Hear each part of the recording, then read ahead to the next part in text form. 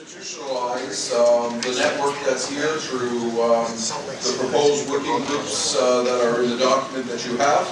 And so while that will be more explicitly dealt with this afternoon, certainly let's frame a little bit as we think about it this morning from a content point of view of the sorts of issues that might be explored in that forum, and hopefully we can build some momentum to nuancing the document and making it something that meets all of our various needs. I'm going to, rather than stand at a podium and try to direct that way, I trust that you all can see appropriately. We'll start with a short discussion between the three of us here, but keep your own questions in mind, and we will reserve the bulk of the time for group participation along the way. Let me begin. As I mentioned, both of you provided us something lots to think about. As you began by commenting about the notion of religious freedom often being thought of in the context of security and international, rather than flourishing, so that in the West, particularly, the transatlantic part, if you will, of Europe and North America, and the secularism that has happened has resulted in a particular branding of religion and almost privatized religion in terms of religion for the public good. I was thinking about that when Rocco was speaking, and he talked about the whole matter of relationship, and he talked about how our conscience is formed in the context of family. Now that's a very individual sort of way. I'm wondering whether or not you might be willing to muse out loud, we touched on this a little yesterday in terms of the role of the institutional church, in terms of cultivating the conscience of the nation, and the relationship not only with the official church in terms of its ecclesiastical structure, but also organizations. Many of the organizations here are explicitly faith-based organizations that are engaging in the public squares, lay organizations that are. What sort of thinking of changing that brand from we're about flourishing, we're about the common good, from being the defensive brand? What are some of the challenges and opportunities that you see as we move towards a more globalized, and I suspect that means a reframed understanding of what Christian social thought means in the West today? Any thoughts on? Well, Rocco mentioned the desire to be winsome and positive, and I think on a lot of areas we've been put on the back foot. We're reactionary, we're on the wrong side of history, and all these other criticisms. And we need to present a Jewish and Christian vision of human flourishing that is thoroughly positive in terms of human dignity. I remember when I was a student, I had seminars with Bertrand Russell. And he would say again and again, I believe in human dignity as strongly as any Christian. And now we have philosophers like John Gray who are saying, when humanists believe in human dignity without religion, they're being parasitic. And you can see people like Steven Pinker talking about the stupidity of dignity, the uselessness of dignity. And that's just one example. Dignity, liberty itself, equality in a different vision, responsibility that you mentioned. All of these should be part of a very constructive Christian vision of human flourishing that we've got to put over persuasively. In other words, we're not like King Canute standing against the tide. No, we've got a different vision, a far greater vision, and so you need a persuasive apologetic for this vision from all levels of Christian influence. Well, look, I was a student and a friend of Norberto Bobbio. I don't know whether it's a concept for you. He is a very good philosopher, an Italian philosopher, very anti-Catholic. We were friends, and in his last years he used to tell me, of course, Rocco, I stand much more in agreement with you than with most of my disciples. Why?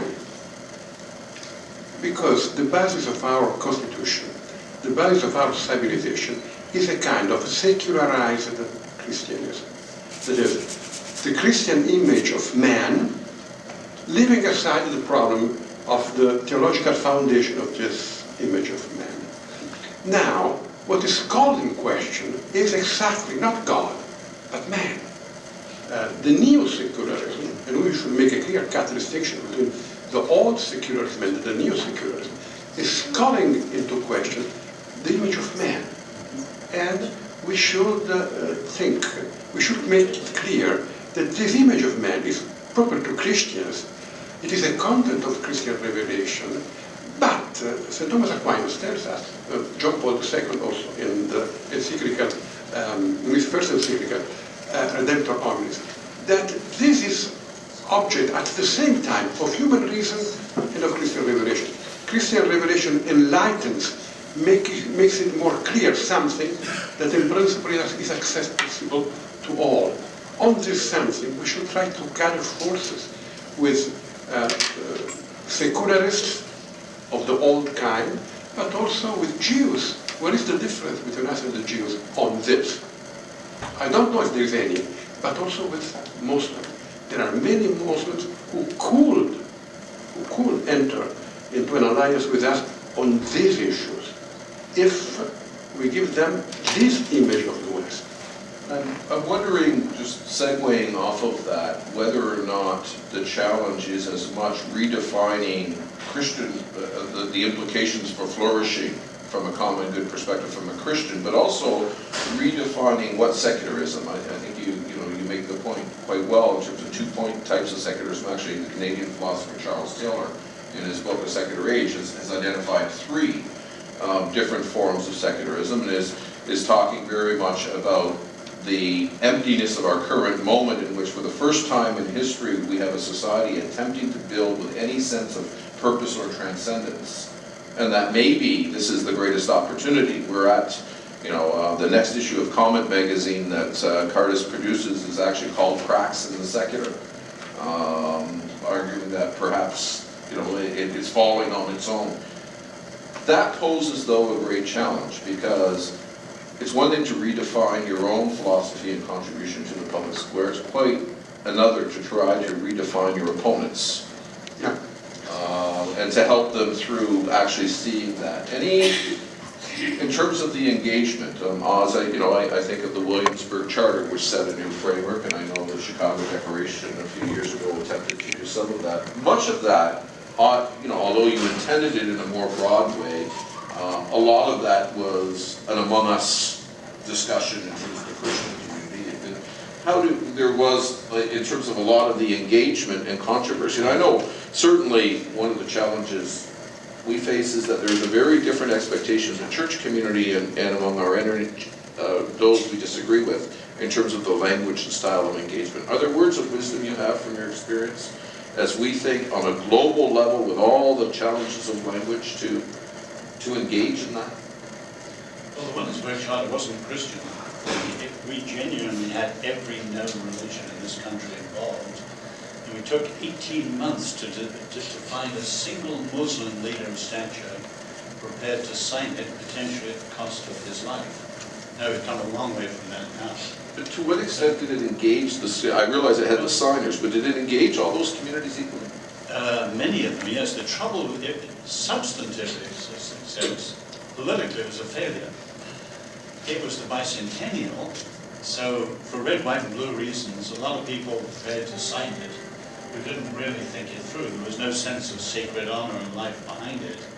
And of course, you look at the difference, say, even between Religious Freedom Restoration Act, which wasn't so long ago, and where we are today. America, since the mid-'80s, has come a long way downhill on this issue. So you've got to do a lot more groundwork today to build that sort of coalition. But there was a genuine one then. It was shallow because of the patriotism, I'm afraid. But it generally included everyone, except groups who were separationists, didn't want to see any religion in public life, like the ACLU and Americans United. Let's say, from a European perspective, you've dealt both in the particularities of the Italian political situation as well as in the European Union, and obviously some of your own personal challenges in terms of your nomination, some of the issues around. deal with, to some extent, this very issue in terms of even being allowed to have a voice in that public square. Are there practical lessons that come from that experience that you can share with us? No, practical lessons coming from that experience, I don't think so. We lost. That's all. For many reasons that I shall not explain here. But I wish to make another point. We must learn a language. If we want to make an alliance with, let us say, Christian secularists or secularists of the first type, then we must learn a language of the public square. In the public square, you cannot.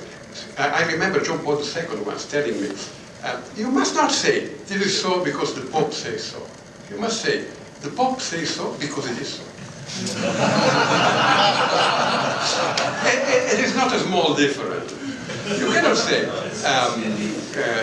euthanasia is bad because the gospel, because the Bible, because the pastor, because the rabbi says it is wrong. In the public square, in the political discussion, this is not allowed, it's not possible. You can say, I have held in my own arms a human being saying, please, let me die. And I knew that what this man really meant was, I cannot live in this way. Find for me another way to live. Give me another chance. And I did so. And this man is alive, and he's happy of being alive. And this is not only my personal experience, it's the experience of thousands and thousands of people who try to commit suicide and are saved. But this is an element coming out of my experience. And nobody can forbid me to say this. Well, one could say, but you made this experience because you were a young Catholic and you were as a 12 in the Cortolengo of Turin that takes care of these people. Yes. And then, isn't this human? Is it not a human experience because I did it under the suggestion of my church? This has the right to enter into the public square.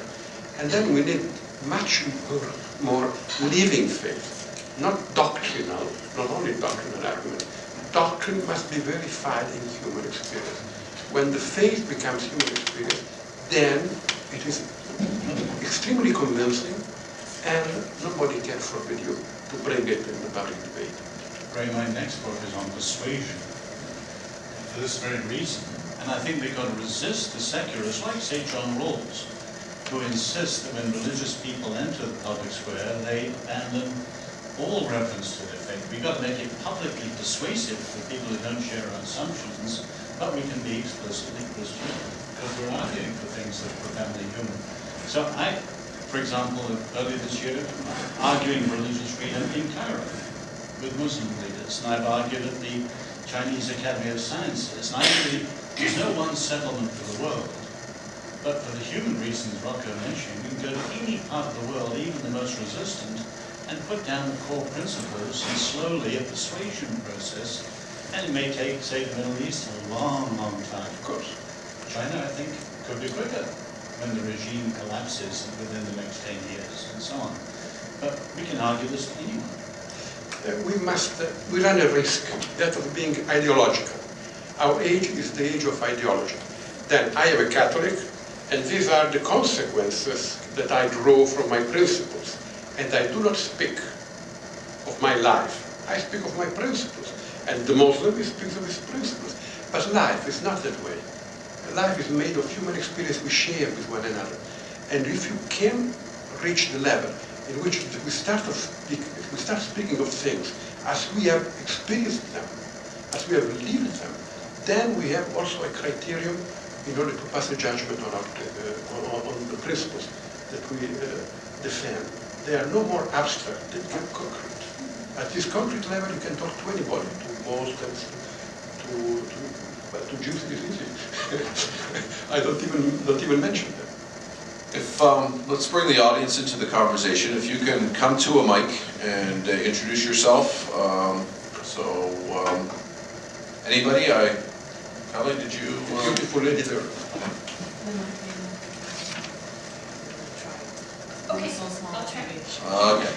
Introduce yourself. Hi, Kelly Culver, Kelly Monroe Culver. You have to speak louder. I'm trying to. May I just kind of speak? Here we go. Kelly Monroe Culver, Veritas Forum. Well, and I would thank you for saying speaking from our whole life, because I know I edited a book, Finding God at Harvard, Spiritual Journeys of Christian Thinkers. There were 40 testimonies, really, and I think it's 20 years in print. I think that was the staying power. A lot of L'Abri, people had come to faith at L'Abri and Trinity and others. So, but the power of that collection was people speaking from their real lives beneath the surface often, and how they came to faith in Christ. So thank you for that. And my question is, with our great emphasis on civility and the preservation of the public square and civility, how do we live that? And do you have any thoughts? I'm going to start with Oz. In a world that is becoming, feels like it's becoming increasingly driven by hard power. So I think we're really good at soft power of persuasion and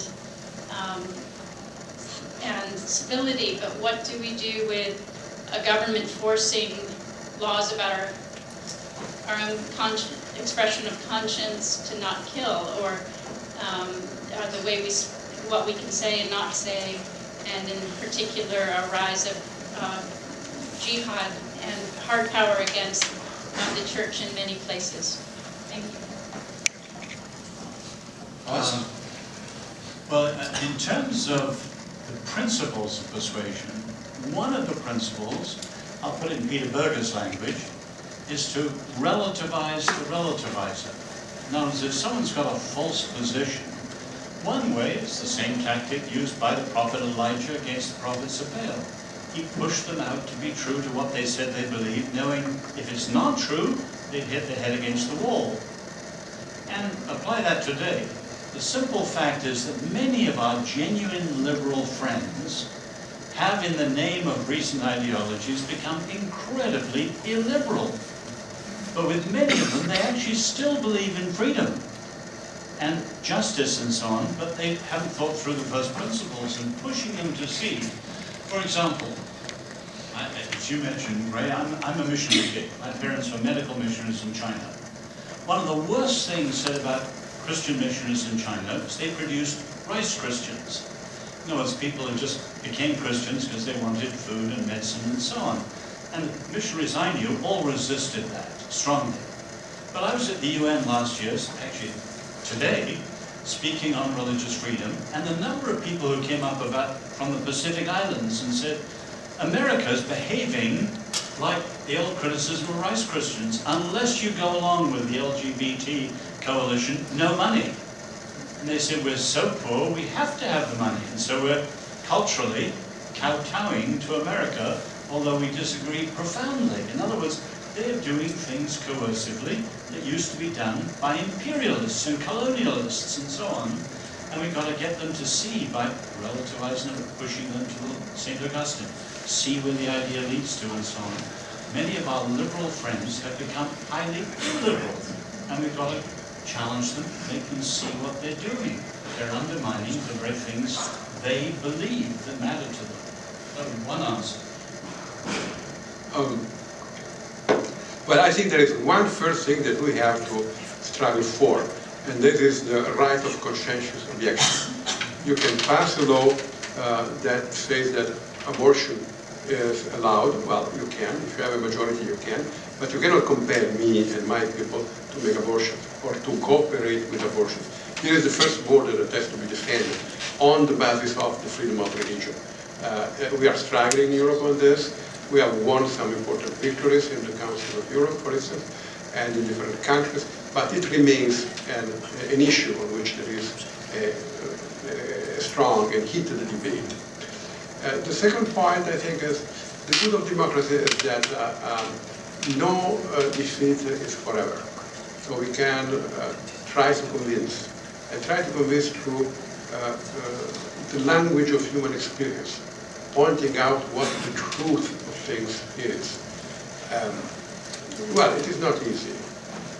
One of the experiences that have been more formative in my life has been that of the movement of Solidarność. We had the dark power against us. And for a long time, we were just small groups. Roger Williams, he pointed out with religious freedom, as he put it, talking about the ship of state, those who are once under the hatches behave differently when they get to the helm. That's Williams' terms. And you can see that's exactly what the gay people are doing now. So, Kai Feldman in the White House, zero-sum game. Any disagreement with their rights has to be wiped out. Well, they're actually saying that rights are a matter of power.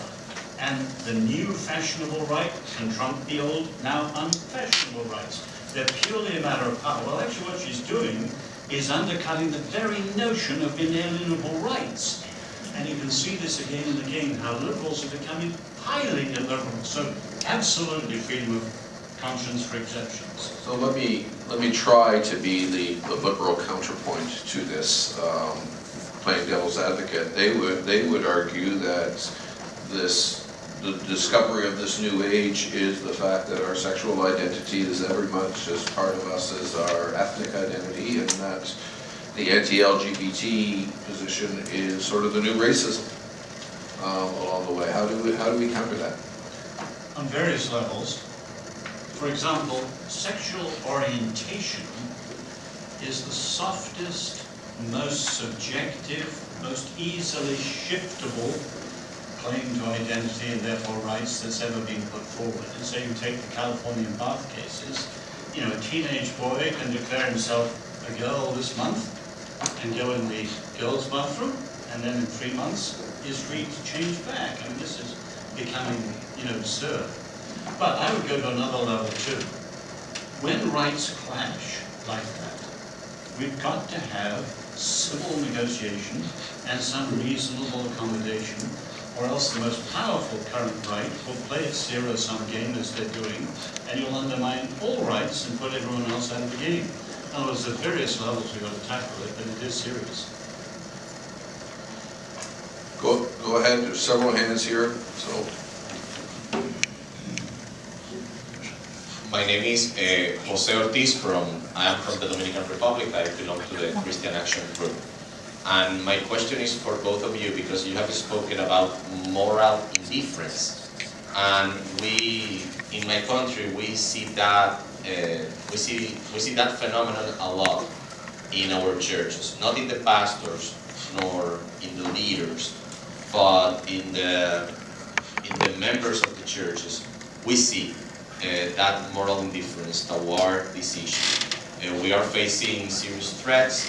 We are receiving external pressures from the United States government, from the United Nations and the European Union to change our value system, and our country is constitutionally a Christian country. But how can we, as leaders of the churches, can encourage and confront our members to not be indifferent to these issues? I can put you a practical example.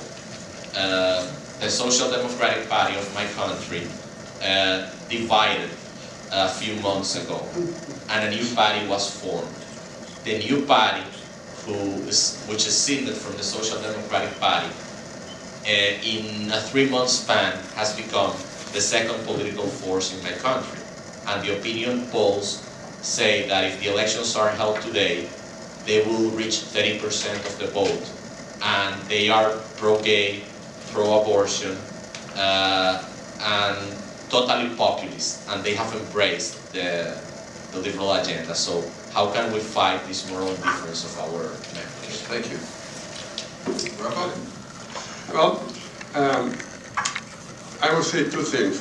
The first one, when you say that the United States are trying to force, you could say the European Union, are trying to force this agenda on your people, I think you should be more careful and watch it more in depth. I have had the experience of listening to similar remarks from other countries regarding the European Union. And how can the United States or how can the European Union force, among other people's principles that are not the principles accepted in their own country? Because in this country there are many states in which, for instance, marriage is the union of a woman and a man. How can they do that? I shall tell you why.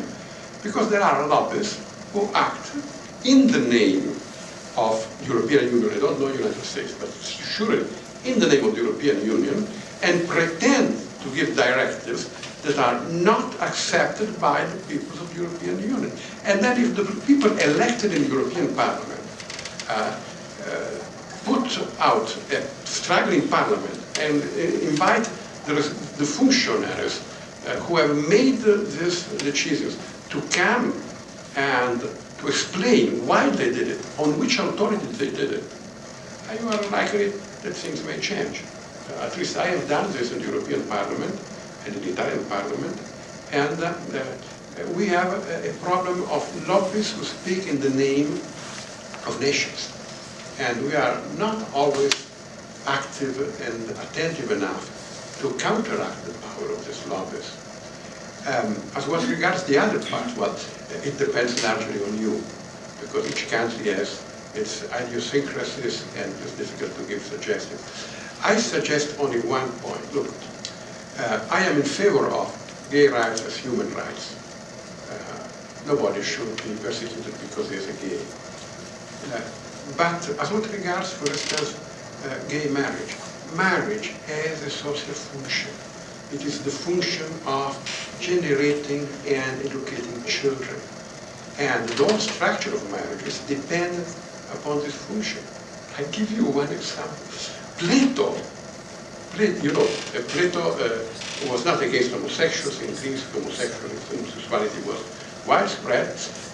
Plato does not demand marriage for the homosexuals, or rather, he invites the homosexuals to get married, to women, of course. Why? In order to have children, and in order to not to be left alone in the time of their old age, because marriage has the function of producing children for the family and citizens for the state. This makes a difference. The family is a social interest of the country, and gay rights, gay sexual rights, regard the private sphere. Just the other end of the problem, at the grassroots level. Take some alternative positions that are clearly wrong from American evangelicals. For 2/3 of the 20th century, American evangelicals were what's called pietistic and privatized. As one historian put it, their faith was privately engaging, publicly irrelevant. The wake-up year was 1973. Roe v. Wade, Watergate, the OPEC oil crisis, and you had the rise of moral majority and the Christian right. And they went from a privatized faith with no public influence to a heavily politicized faith, which also politicized the pulpit. Compare that with Alexis de Tocqueville in the 1830s. He says, religion in America is the most powerful, is the first of the political institutions. Now, was the pulpit political? No.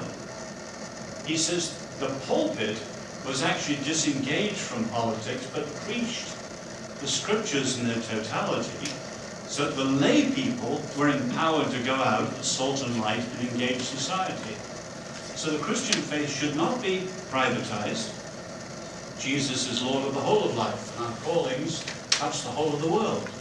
But nor should the pulpit be politicized, taking political positions. It should be teaching what empowers the lay people through their callings to go out as salt and light, and then to make the difference. In other words, part of the key response is not saying, now we've got parties we should be afraid of, and so we must all, no. We've got to be faithful to Jesus as his followers, and your pastors should be teaching that in a way which empower the people to do it. Okay. Yes, sir. My name is Rijn Willems, so a retired businessman and still active in Dutch politics, past senator, active in the Christian Democratic Party. My question relates to this engagement in the public square, and in a very practical way, is it possible that engaging in the public square, Christians can politically have different positions? And when I say that, I think it is possible, because I've seen this happen in Europe and the United States.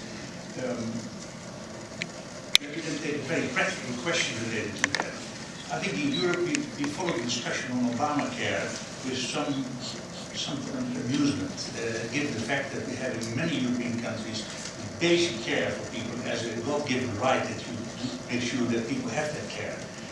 In the United States, there is this wide discussion on Obamacare and a strong opposition, which I found sometimes rather astonishing, given the fact that this is, in terms of the need, the thing you want to give to your fellow citizen is this, at least this basic health care to people. Now, what's your position? I heard you sort of suggesting opposing the Obamacare position. Maybe I heard you wrongly. Why is this discussion so violent in the United States? Can you explain it to me? Well, you're the American panel.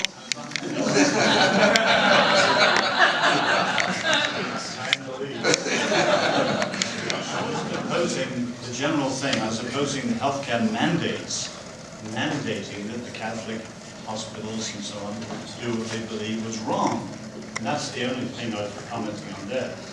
But in terms of the principle, you say Christians should be able to come to a lot of different positions. It used to be called the old sin of particularism, the idea that there is one and only one Christian way for everything. Now, there are things in the scriptures which are absolute, but there's no retirement plan in Scripture. There's no one economic system. And whenever there's no one blueprint in Scripture, we should have the freedom to think Christianly, but the challenge is to be able to justify the positions we've come to by real Christian thinking. We believe in this because of this, that, and the other reason. So I don't believe there's one position. Now, living in this country when the Obamacare was debated, I thought the basic question should have been, what kind of a community do we want to be? And I know if you raise that in Europe, it comes out a different way. They didn't raise that question, so much of the Obamacare discussion was a fear of the growth of the state, for understandable reasons. And so it came out very, very differently. I didn't think they raised some of the questions that should have been the foundational questions. I was just making one simple point, that there is no one Christian way on politics or healthcare or whatever. But we should all be able to say what we believe, and more equally importantly, why we've got to that position, so we can justify it Christianly. Good. Neither is there simply one way to moderate a meeting, and I see about 7 or 8 hands vying for my attention. So the gentleman right behind the mic, and then perhaps if I can invite the rest of you, while the question is being answered, if we line up or come to the mic, we don't need to create a big line, but move to the mic so that you're behind the mic, and we'll move relatively quickly. As I said, there's about half a dozen, so relatively quick questions, and we'll just have one, and we'll just have one of the respondents answer, but we do want answers. So. Could I provide a relatively quick answer to this gentleman's comments? Certainly. Introduce yourself, please. I'm sorry, I'm Tom Farr at Georgetown University.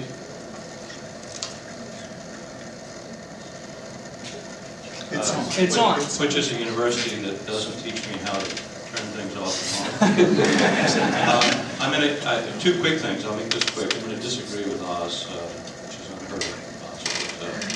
Oz. Before that, the question about Obamacare. This is a European American thing. Americans fear concentrations of power, at least we used to.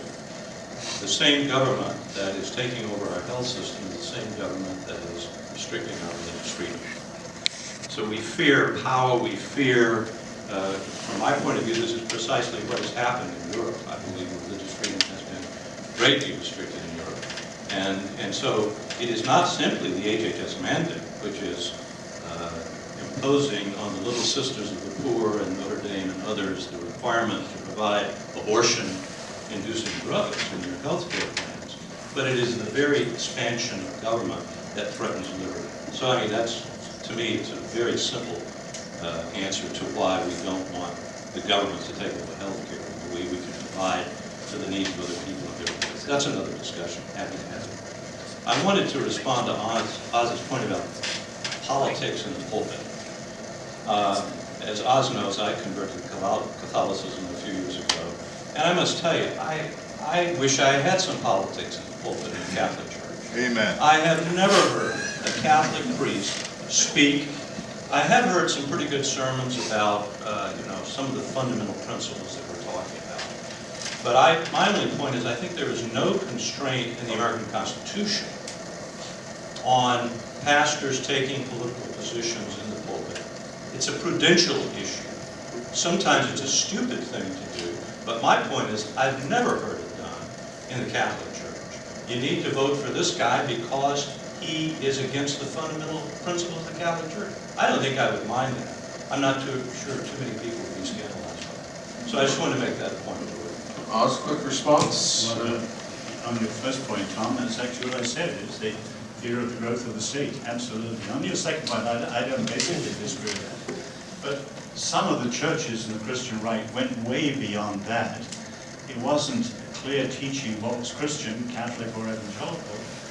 Often it was just more political than it was Christian or biblical. And that's when the church became politicized, and so many of the younger generation have turned away from that. And sadly, many of them are going back to something that's more privatized again, which is the other extreme. Okay, line up behind the mic, please. Thank you. My name is Johannes de Jong. I'm from the Netherlands. I'm working for the Christian Political Foundation in Europe.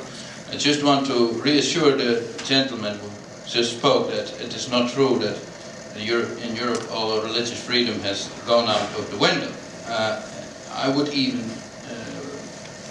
like to inform you that the European Union actually adopted a guideline for its foreign policies, and we organized a conference on that, in which they promote freedom of religion and belief, including conversion, the right to convert in the international arena. So it is simply not true. What I think what we need to do is in Europe, say that the sexual identity and the religious identity are equally important. What is the problem, in my opinion, is that it's said, first we have sexual identity and then secondly religious identity. What we need to do is to explain and to make clear that identity is a multi-layered concept for everybody. And for different people, different things may be more important, but we cannot say this or that type of identity is more or less important. I think we need to be clear of that. Can I segue from that comment to a question that I think is an important one that does get. We talked about at the very beginning, you talked about not being defensive in terms of religious freedom, but about a view of human flourishing. And it strikes me, even listening to the conversation yesterday afternoon and this afternoon, that obviously the religious freedom, the sexual, moral, family issues are very predominant, and they are predominant in society. And yet, from the outside, it appears to the type 2 secularists it would appear that we're simply defending our own rights and our own way of living when we're doing that. It's about us and our freedoms. And I'm wondering whether or not part of the ineffectiveness of the Christian witness has been thinking through an economic ethic and the dealings of the economy as a whole in terms of what does a flourishing society. Very quickly, I just think, if I think of the contribution of, if you take, Calvinist, Max Weber, Protestant ethic, spirit of capitalism, and even how it works out in different countries, and I think the last exchange illustrates that. If I say Calvinism in Scotland, you think thrift. I say Calvinism in terms of its contribution to the economy over a century long, but thrift is the you think it in the Dutch context, you think industriousness. You think of it in the American context, you think the acquisition of goods. Very different, same, you can actually trace the intellectual from, you know, all the way through, and yet it has very different contextual expressions. Speaking in Canadian terms, we're a very strong sense of egalitarian that's probably a little more Europe, but an economy that looks a little more American. We have a lot of those challenges in terms of what does economic justice mean? What are the tasks of the various institutions in terms of seeing economic justice and economic flourishing? You know, I don't want to get into Piketty and all that stuff there. But I'm wondering if the question for this room might not be, just picking up on the last, we have the religious freedom and we have the sexual in terms of our identity. Maybe is it some of the things that are not part of our conversation that actually are a significant factor we need to be thinking about? Yeah, your point's a wonderful one. But I see that as part of the ongoing challenge of the issues. But why religious freedom is so important? It is kind of the ground rules of the game for the public square. And if we get this wrong and we're squeezed out because of separatism or whatever, separationism, you know, we can't even get into the discussion. So I think religious freedom is incredibly basic. But as you go forward and between Europe and the US, it's the linking of all these things. You linked wonderfully conscience and the family. You could equally link freedom and the family. There's a Christian view of freedom. It's a gift from God. It's relational. We understand freedom in families. And it's also within the framework of truth. So on many of these issues, we've got to link them. And Father Sirico is here, and he's the genius of what you're talking about. And I'm sure it'll come up later. But for me, religious freedom is not more important, but it happens to be the sort of rules of the game. And if we lose at that level, we can't even get into the game. You have anything to agree? Yes, I would say, look, I think we should make a clear-cut distinction. There is one point that does not come to the fore. The family is socially relevant. I do not defend an heterosexual lifestyle as superior to an homosexual lifestyle as a lifestyle. I might do that as a pastor, I don't do that as a politician. As a politician, I just say the existence of families grounded on an heterosexual lifestyle is fundamental for the existence of society. And this is the reason why I must consider families, I must treat families, I must have a legislation for families, and I must have a marriage for families that is different from the way in which I set rules for sexual relations out of the family. Because there is a great German jurist, von Jhering, who has written a wonderful small book, Der Zweck im Recht, Finality in Law. And the norm must be read from the point of view of the finality of that norm. The finality of the norm on marriage are children. Now this makes a distinction, and it is not to discriminate against others when I pretend this distinction to be taken into account. And I stop here. Yes, sir. Daniel von Bachstein, International Academy of Philosophy in the Principality of Liechtenstein. Mr. Guinness, you criticize the term Christianophobia. I agree with what you said that it's not good if Christians victimize themselves, if they whinge, if I may say so. I fully agree with that, but I want to defend the term nevertheless. The New Testament often points out or speaks about the Christians being persecuted, and the purpose of that is, I think, that it's important that Christians know that they have enemies, they know that they are hated, and that they relate to this properly, namely with joy that they can serve and witness God in this way, and that they react properly. And likewise, my impression is that the term Christianophobia was introduced by people of my generation or younger, because they felt that thus far Christians in the last 50 years had too optimistic a view about society and about the states, and that there is now a very strong anti-Christian movement, and that the states to a large degree are behaving anti-Christianly, and therefore they want to point out there is really anti-Christian strong power. And I would endorse that and endorse the point that Christians in the last 50 years have had a too optimistic view about what there is. And if I may pick out one phrase that you said we need to speak to our liberal friends, well, no, they are the enemies of Christianity. I love them because I of we certainly have enemies, and we have rising discrimination and a huge amount of prejudice. But the discrimination, certainly in this country, is nothing like the persecution you see in the Middle East, or in China, or Iran, or whatever. But phobiaization is not just an empirical analysis of a fact.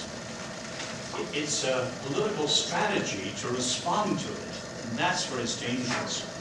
So our Lord calls us to count it all joy when we're persecuted for his name's sake. And we should do. I said, Christians should be broad-shouldered from carrying the cross. Everything that contradicts our Lord, we count the cost and bear it. And we'll face discrimination, no question. It may get worse. Might even be persecution. Think of what Cardinal George was quoted at yesterday. But I would resist to the death playing the phobiaization, playing the victim card as a strategy. For those two reasons, it doubles back on those who use it. But in terms of public debate, which we're talking about, it just cuts it off like that. You're an Islamophobe, you're a homophobe, you're a Christophobe. It's gone nuclear, discussion's over. Whoever we're with, we want to have a civil discussion. They are our enemies. In Christ's name, we love our enemies. So we speak the truth with love, with grace. So we have Christian foundations for civility that go way beyond secular foundations for civility. So I distinguish between the empirical reality and the strategic responses. Phobiaization as a political strategy. That, I think, is very dangerous. Okay, yes, sir. I'm Joe Lehman from the Mackinac Center in Michigan, USA. Would you explain more why you think that the freedom of religion is so foundational, and why it sets the rules of the game for the other freedoms? Coming to Morocco, this is the European point of view. Because I think if you look at the three, as I said, they're interlocking, but the deepest of the three is freedom of conscience. And it's when you respect that freedom of conscience, which is the person's inner forum, that which they thought through, and now they have a duty to, because they're bound by the dictates of conscience. Here I stand, I can do no other. It's deeper than assembly, it's deeper even than speech. And today, in a secular society, speech is made primary. Freedom of conscience, religious liberty, is just a luxury. No, it is foundational. And I would argue that that inner forum of conscience is necessary if we're to have the outer forum of the public square be equally free. So it's the interlocking, but the primacy of conscience that's so important. And the philosopher. I completely agree. I would only add, look, man is a bundle of instincts, of desires, of instinctual demands. And what unifies all this, these contradictory impulses that we have, these are unified in conscience. And conscience is unified through the presence of God. Conscience is the place in which, in front of God, in order to answer the calling of God, then you decide, yes, here I am, this is me, and I take this decision that says that these impulses are good and those are bad. There you create the unity of the human person. And all other rights are dependent on the unity of the human person. Nobody has the right of doing what he wants to do. All rights are dependent on the perception of the fact that I have a moral duty to do this or that. I have the right of opposing me to him doing something that he just lusts to do. But I have not the right of not allowing him to do what he, in his conscience, thinks he ought to do. Then all other rights are derived from liberty of religion that is contained in liberty of conscience, or vice versa, because conscience is the starting point of religion. Remember, and that's a wonderful quote of Luther, "Hier stehe ich und kann nicht anders." Here I am, and I cannot do any other way, because God in my conscience tells me this. And then I have to respect it, even if I think that you are wrong. You have listened, well, you've not understood exactly what God has told you. But if you think God told you this, I must respect this. In postscript to that, in America, part of the confusion is consumerism. Michael Sandel and others point out, freedom of conscience is a duty. Freedom of choice is a consumer preference. And we've confused those two, and we've got to elevate freedom of conscience and be wary of the freedom of choice as just consumer preference. By the way, that's again Luther, the liberty of the Christian and the liberty of the hater. Yes, sir. Go to the mic, and I was going to try to keep our promises along the way of the 12:15 departure, but the organizer has said we have an hour 15 for lunch, so if this goes a little bit over, we are eating into our own lunchtime, and we do want to reserve time for networking, but we'll take 2 or 3 more questions. So after this, if you have an urgent question, line up at the mic, and we'll line up behind the mic, then we'll take yours next. Go ahead, sir. Thank you. It's a short and urgent question. I am Martin Lutterow and I work for Leiden University. And I have a short question on conscience. How do we prevent the concept of conscience falling into the trap of subjectivism? Because that's a danger, I think, which can make the right of free conscience very difficult today. Well, the traditional answer is through a rational argumentation. I have the right to question what you say is the demands of your conscience, and you must answer it.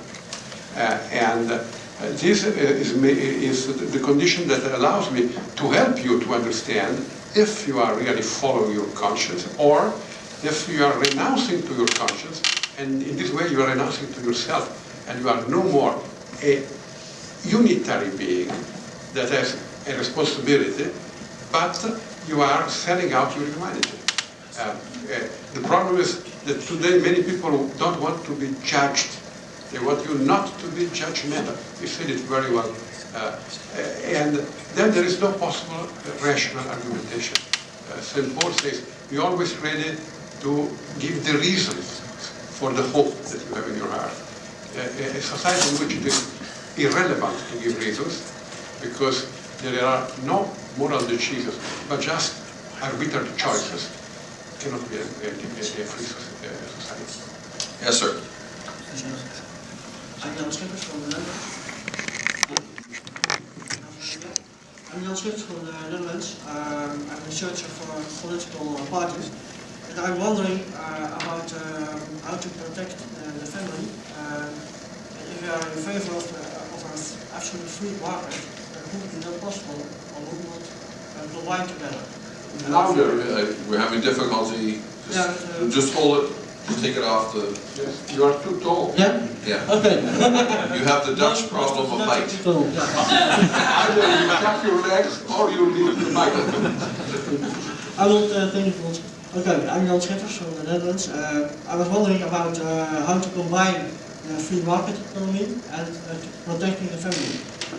Since we have, for instance, the free movement of labor, that's also dividing or splitting up the family, or the family life, or harming it. So, should we as Christians think about this? How to create some certain preconditions for the proper functioning of the free market in order to protect family life? Challenges between the free market and family values, and maybe Politician, I'll come in another way. maybe whose responsibility? You say politician. I guess my question, as I hear that, is whose responsibility is that? Well, of course it is a responsibility of politics, but not only of politics. I think we should be aware of the fact that there is a connection between areas that we usually see only disconnected. The family produces the individual, the kind of man who can be a responsible worker, a responsible entrepreneur, and so forth. If you break the family under the pretension of giving more liberty to the people, the result will be less liberty because you will have people who are not capable of liberty. When people are less capable of liberty, what is the result? The state will have more tasks. The state will take upon itself the action for the whole of society. I don't think that we should agree with this. Of course, it's not Christian doctrine. It is my interpretation, starting with Christian principles, of an empirical situation that others might interpret in a different way. But I think that what we really need today is to take out of the state the health care. That's the reason why I have doubts on Obama. The health care should be part of society, and people should gather together in order to provide for their health care. In order to do that, they should pay less taxes, because if they pay so much to the state, they have not the means to take care of education and health care. But education and health care should be managed by society and not by the state. The state could give some financial support, but the reform that we are trying to do in Italy is a reform that gives back to society these two fundamental areas, without which the possibility that the state ideology becomes dominant is very hard, very strong, and without which the possibility that the faith of the churches becomes abstract, because it does not support anymore the concrete exercise of charity and of education, becomes abstract again. Us? The answer to that at the risk of sounding a little insane. I believe we not only have enemies of marriage in terms of people who don't want it, very obvious people, but there's something about the advanced modern conditions that make the stability of marriage exceedingly difficult. I'm not a Marxist, but Marx says in the Communist Manifesto, all that is solid melts into air. Nietzsche said when God dies, everything becomes weightless. One of the central metaphors in sociology for understanding modernity is liquid, or melting down and evaporating. What is it? Well, put very simply, we have a radical relativizing of all truth and certainties. We have a rapidity of change that's unprecedented. And we have a range of choices the world's never seen. And those three things act together like a kind of black hole.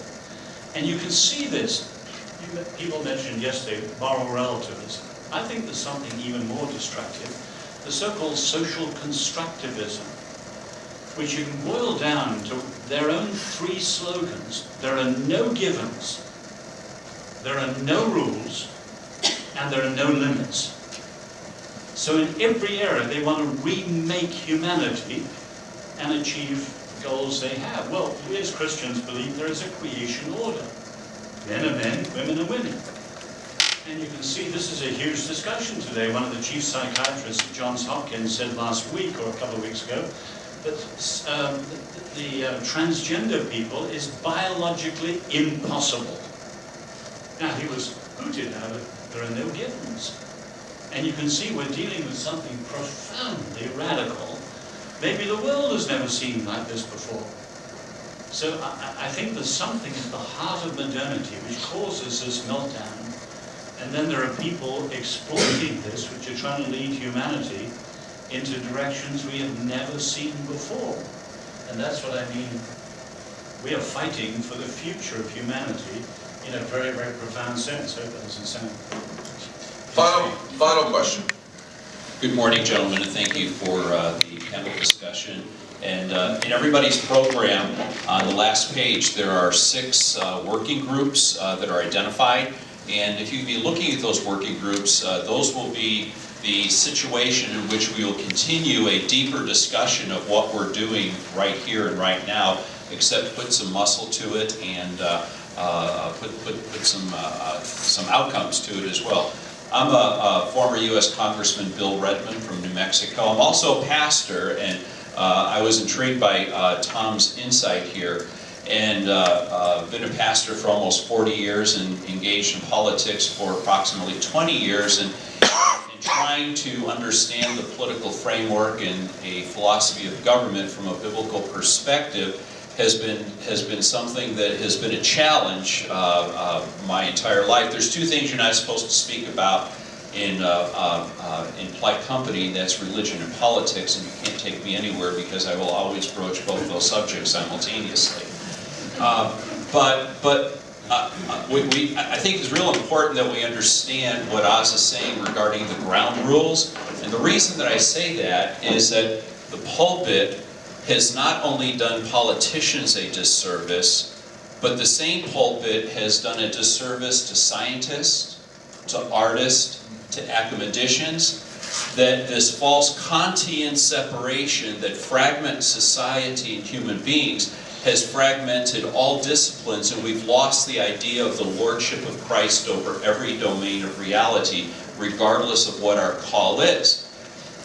And even though politicians have not suffered any more or less than the scientist who is a Christian, or the artist who's a Christian, or the teacher who's a Christian, but particularly the politician, because if the politician cannot keep the public square open for all other discussions, all the other disciplines suffer tremendously in the future. So it's essential that the politicians understand the point that Oz is making, that if the politicians cannot keep that open public square, then all of the discussion breaks down and there's no place to have the discussion.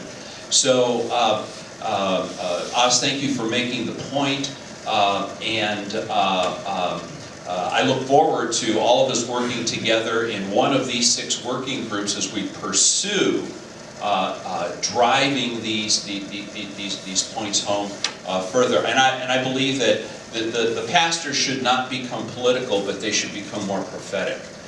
We forget that the role of the pastor is not only in prophetic in terms of foretelling, but forthtelling the truth in the society in which they live, and many pastors have forgotten it. So Christians of all disciplines have suffered under the false pietism that has plagued the church for the last 120 years. Thank you. Thank you very much, and that I think makes a wonderful segue towards the conclusion.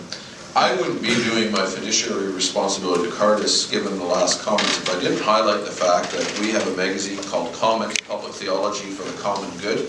And there are cards like this. Naomi, my colleague, is here, and are they on the table? So feel free, because this is exactly, not just in terms of politics, but in terms of the arts and all of the other spheres, as has just been mentioned, something that we've been doing.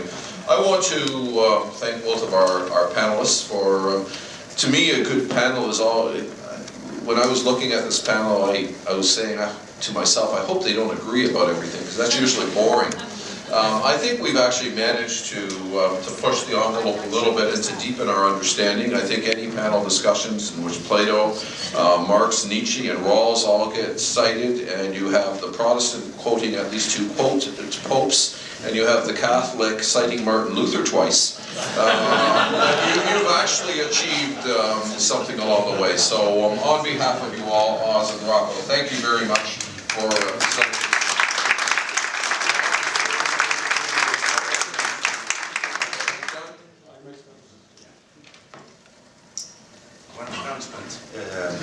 those who want to have wireless internet instructions, they are here on this paper. I leave it here at the table, so if you want, you can use them and use your internet. Thank you. The people's outside. lunch will be outside.